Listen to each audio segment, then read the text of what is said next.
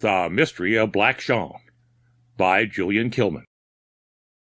Hi, sir, since you've asked, there have been many a guess about where Black Jean finally disappeared to. He was a French Canadian and a weed of a man, 6'5" in his socks. His eyes were little and close together and black. He wore a long, thin mustache that drooped, and he was hairy as his two bears. He just drifted up here to the north, I guess, picking up what scanty living he could by wrestling with the bears and making them wrestle each other. 'Twas in the King William Hotel that many's a time I've seen Black Jean drink whiskey by the cupful and feed it to the bears.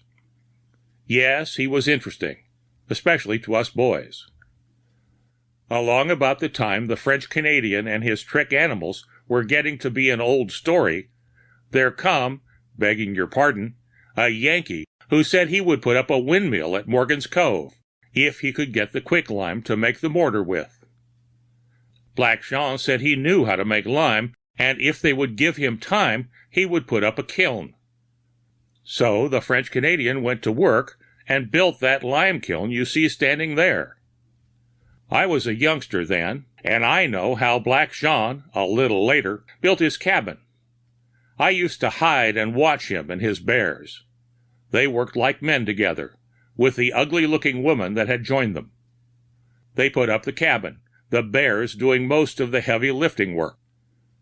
The place he picked for the cabin, over there, where the clumps of trees— no, not that way, more to the right, half a mile about— that place is called Split Hill, because there is a deep crack in the rock, made by some earthquake. The French Canadian built his cabin across the crack, and as the woman quarreled with him about the bears sleeping in the cabin, he made a trapdoor in the floor of the building and stuck a small log down it so the bears could climb up and down from their den below. The kiln, you can see for yourself, is a pit kiln, so called because it is on the side of a hill and the limestone is fed from the top and the fuel from the bottom. Like a big chimney it works, and when Black Jean, the fire started and was going good, it would roar up through the stone and cook it. You could see the blaze for a mile.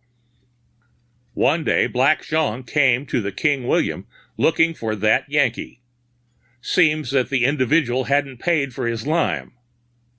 When Black Jean couldn't find him at the tavern, he started for the cove.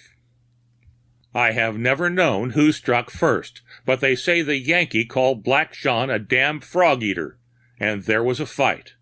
And that afternoon the French Canadian came to the tavern with his bears, and all three of them got drunk. Black Jean used to keep a muzzle on the larger of the bears, but by tilting the brute's head, he could pour whiskey down his throat. They got pretty drunk, and then someone dared Black Jean to wrestle with the muzzled bear. There was a big tree standing in front of the tavern, and close by was a worn-out pump, having a big iron handle. Black Jean and the bear went at it under the tree, the two of them clinching and hugging and swearing until they both gasped for air.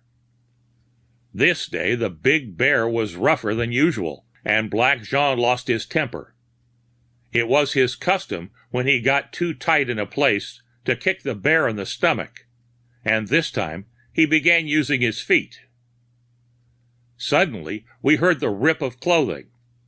The bear had unsheathed his claws, and they were sharp as razors, and tore Black Jean's clothing into shreds and brought blood.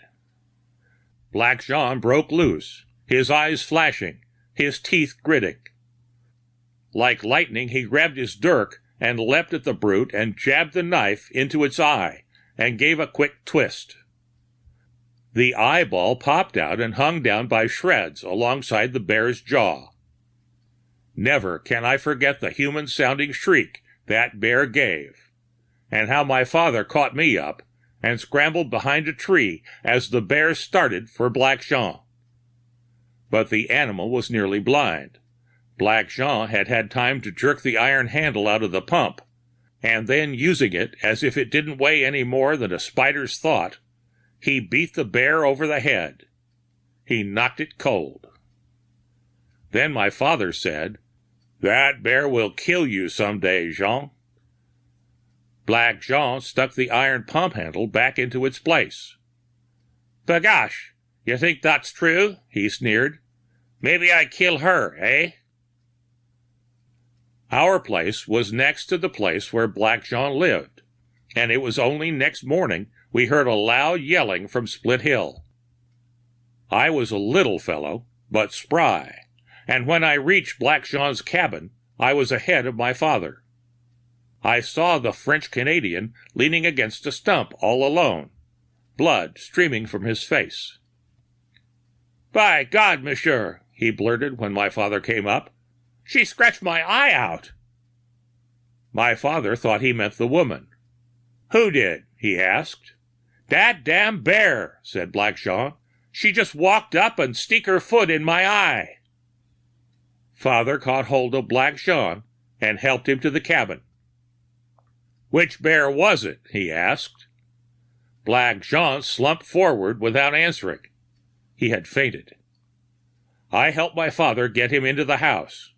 He was more than one man could carry, and just as we were inside there was a growling and snarling, and the big muzzled bear went sliding down the pole to her nest. Well, we looked all around for the woman, expecting to get her help, but we couldn't find her, which is the first we knew that she had left Black Jean. It took the French Canadian's eye 2 or 3 months to heal, and then he came to our place to get something to wear over the empty socket. So my father hammered out a circular piece of copper about twice the size of a silver dollar, and bored a hole in opposite for the leather thong to hold it in place. Black Jean always wore it after that. He seemed vain of that piece of copper, for he used to keep it polished and shined until it glowed on a bright day like a bit of fire. That fall the settlers opened up the first school in the district and imported a woman teacher from the States. I must tell you about that teacher. She was a thin little mite of a thing that you might think the wind would blow away. Some said she was pretty and some that she wasn't. I could have called her pretty if her eyes hadn't been so black. Thereabouts you don't see many eyes that are black. Brown, maybe, and blue and gray, but not black. The fact is, there were just 2 people in these parts having those black eyes. Black Jean and the little mite of a schoolteacher. Well, she came, and she hadn't been there a month before it was noticed that Black Jean was coming to town more regularly. And what is more, he was coming down by the school and waiting around with his bears. This went on. They say that at first she didn't pay any attention to him, but I can't speak for that as I was too young. But in time there was talk and it came to me. Then I watched. And I remember one afternoon after the teacher let us out, we all went over to where the bears were. The teacher followed. Black Jean was grinning and showing his white teeth. "Beautiful lady," said he. "Such eyes! Much black like the back of a water bug." The teacher smiled and said something I couldn't understand. It must have been French. I had never seen a Frenchman about women before, and Black Jean's manners were new to me. Here was the big weed of a man bowing and scraping and standing with his cap in his hand. We boys laughed at that, holding his cap in his hand. Long and short of it was, the French Canadian was sparking the schoolteacher, and everybody talked about it, of course. They said it was a shame. They said if she didn't have enough sense to see what kind of man he was, somebody should tell her. I have often wondered since what would have happened if anybody had gone to that woman with stories of Black Jean. I know I'd never dared to, because without knowing why, I was afraid of her. I guess maybe that was why the others didn't either. There was no mistaking she was encouraging to Black Jean. She didn't seem to object in the slightest to his attentions, and I can see them yet. Her, little and pretty and in a white dress, and Black Jean lingering there with his bears, dirty and towering head and shoulders above her. Black Jean kept coming, and people went on talking, and finally somebody said she had been to Split Hill. And one day I began to understand it too. It was the time she was punishing some pupils. 3 of them were lined up before her, and she started along, whacking the outstretched hands with a stout ruler. Right in front of where I was sitting stood Ben Anger. He was the smallest of the lot, and was trembling like a leaf. Her first clip at him must have raised a welt on his hands, because he whimpered.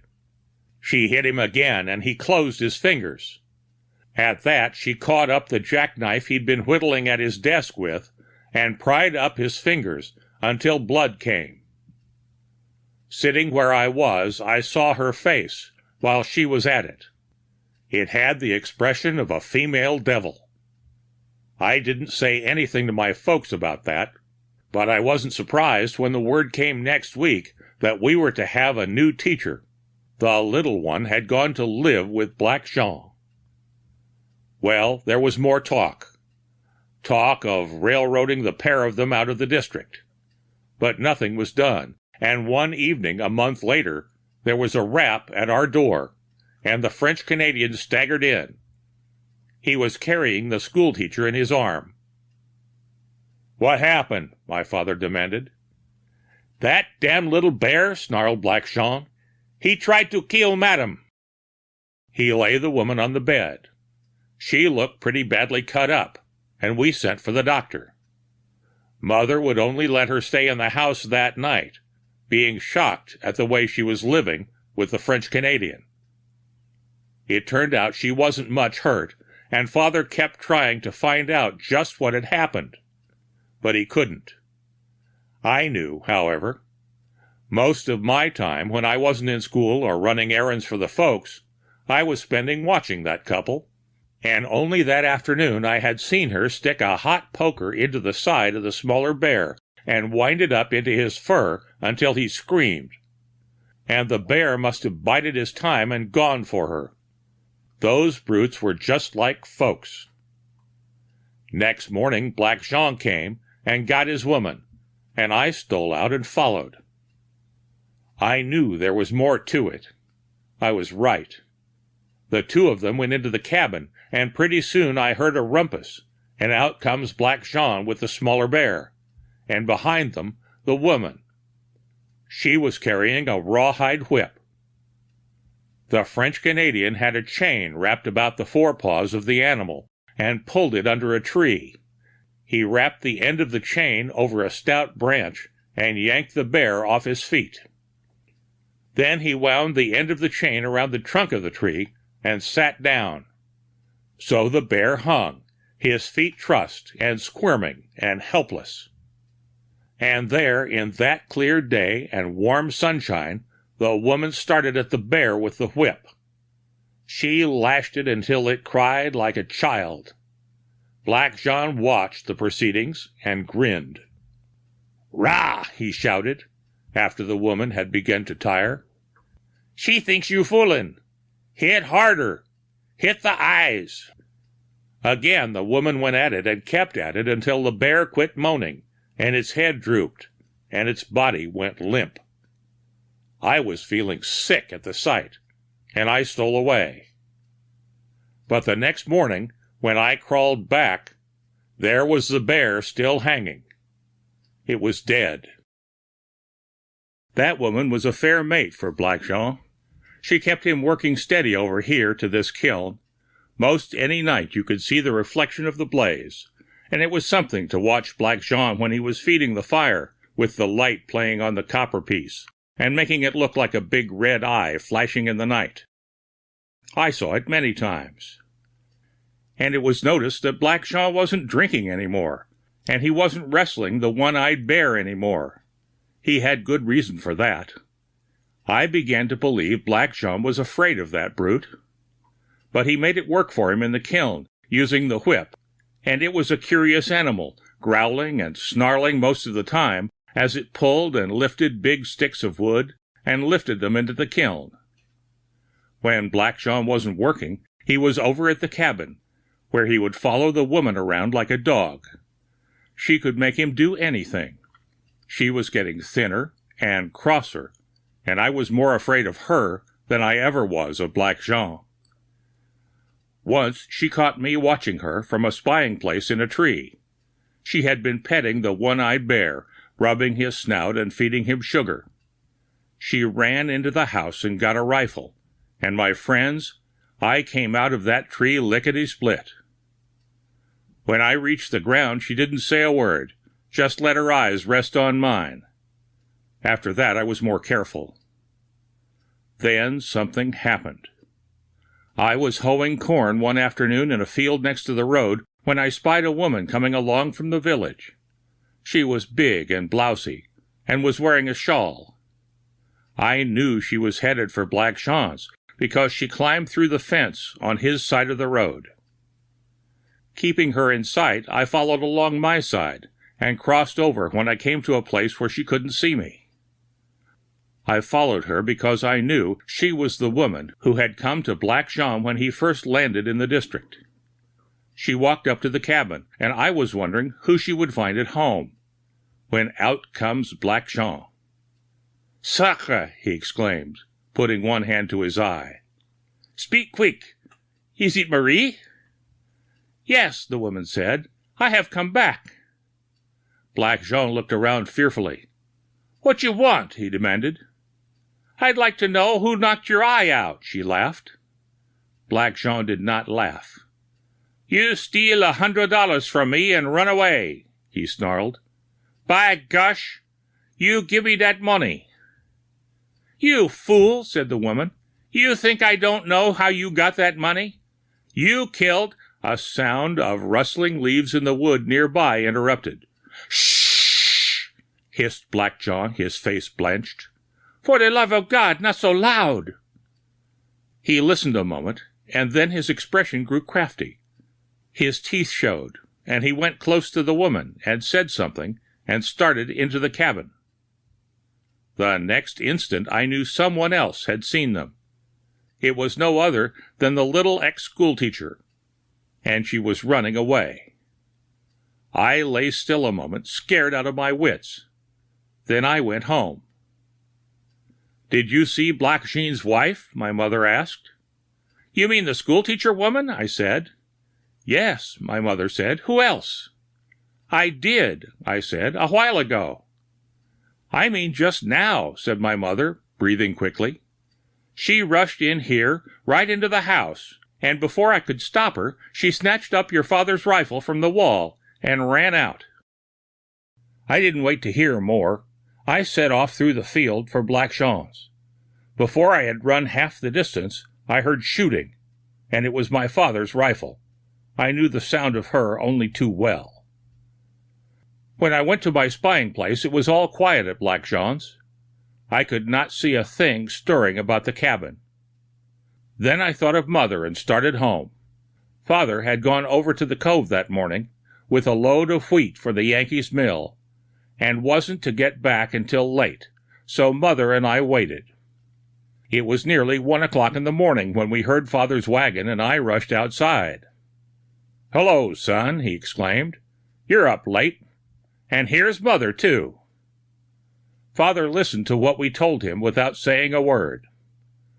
"Well," he said when we had finished, "I don't really see anything to worry about. Black Jean can take care of himself. Look here."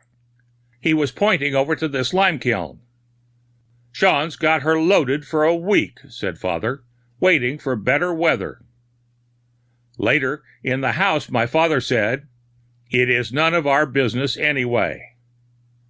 And in a little he added, as if worried some, "But I am going over there after my rifle."